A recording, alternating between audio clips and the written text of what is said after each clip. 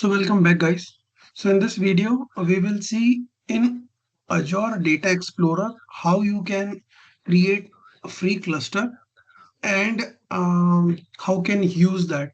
Okay, so for that what you have to do, you can see there is a get start option in the home page, and you can see below that there is a create new option. So what you can do here, you can either click on this free cluster or you can go to my cluster.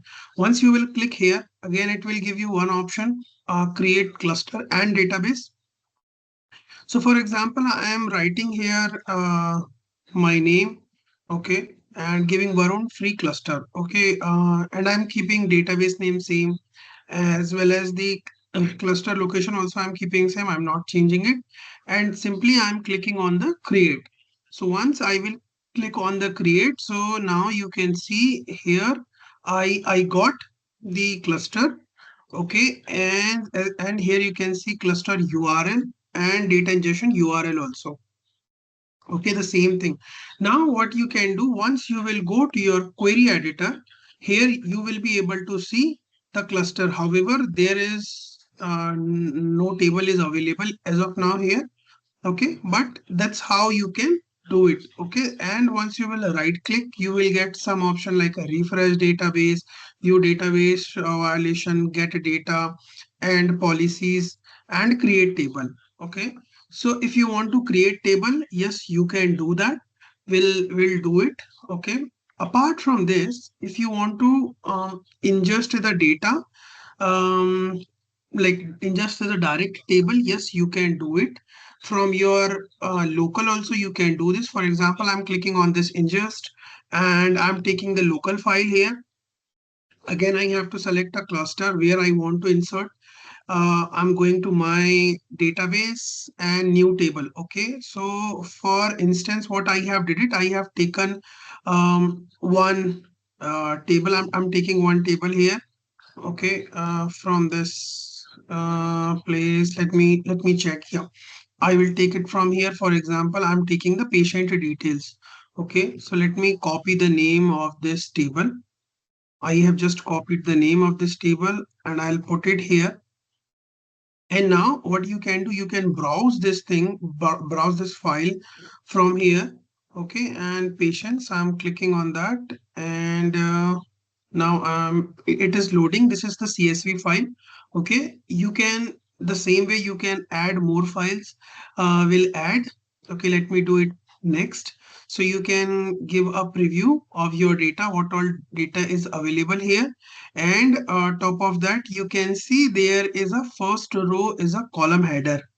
Okay, once you will click on this, so whatever is your first row, you want to see, means show as a column name, so it will come, and then simply you have to do finish. Once you will click on the finish, so it will give you the data details there. So let it load. It is still running. Okay, so on the top you can see the details. Okay, now it is successfully ingested.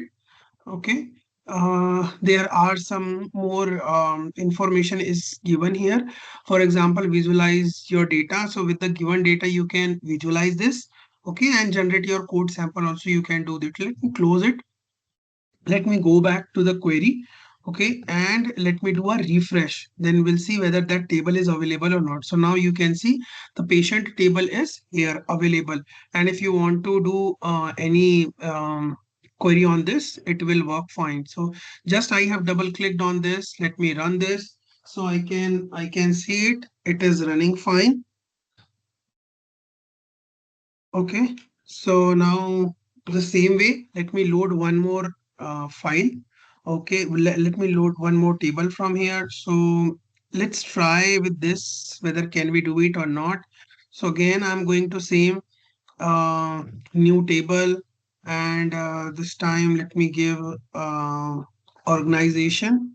Okay, this is, you can write it. I'm just copy pasting because I don't want to uh, create any wrong thing here. Okay, so Next, I am taking the organizations file. Next, so again, here I'm doing first row as a header.